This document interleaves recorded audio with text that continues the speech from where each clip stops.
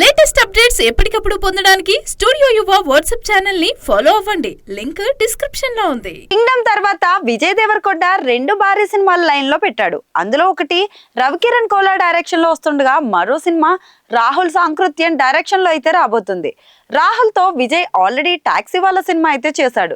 So ఈ combo cinema something special గా ఉంటుందని చెప్పడంలో సందేహమే లేదు. విజయ్ దేవరకొండ రాహుల్ సాంకృత్యన్ కాంబినేషన్ సినిమాను మైత్రి మూవీ మేకర్స్ అయితే నిర్మిస్తున్నారు.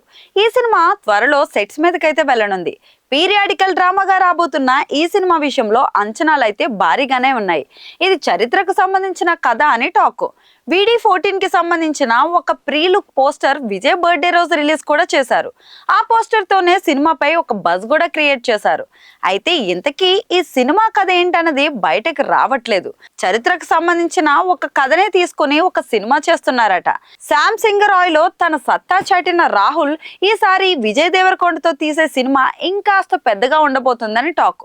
ముఖ్యంగా ఈ సినిమా విజయ్ దేవరకొండ కెరీర్ లో హైయెస్ట్ బడ్జెట్ తో వస్తుందని తెలుస్తోంది. తెలుస్తున్న సమాచారం ప్రకారం సినిమాకు 200 కోట్ల దాకా బడ్జెట్ కేటాయిస్తున్నారట. VD14 సినిమాను పాన్ ఇండియా మూవీగా భారీ రేంజ్ లో ప్లాన్ చేస్తున్నారు. ఇప్పటి వరకు విజయ్ సినిమాలు 100 కోట్ల బడ్జెట్ లోపే, ఇంకా చెప్పాలంటే 50 కోట్ల నుంచి 60 కోట్ల దాకా బడ్జెట్ పెట్టారు.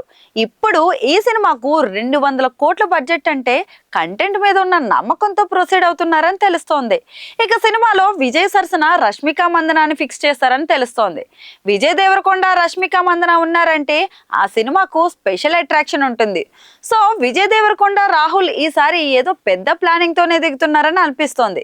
విజయ్ దేవరకొండ కింగ్డమ్ రిలీజ్ అవ్వగానే రౌడీ జనార్దన్ పనుల్లో ఉంటాడని తెలుస్తోంది. ఆ తర్వాత రాహుల్ సినిమాను లైన్ చేసే ప్లానింగ్ లో ఉన్నాడు.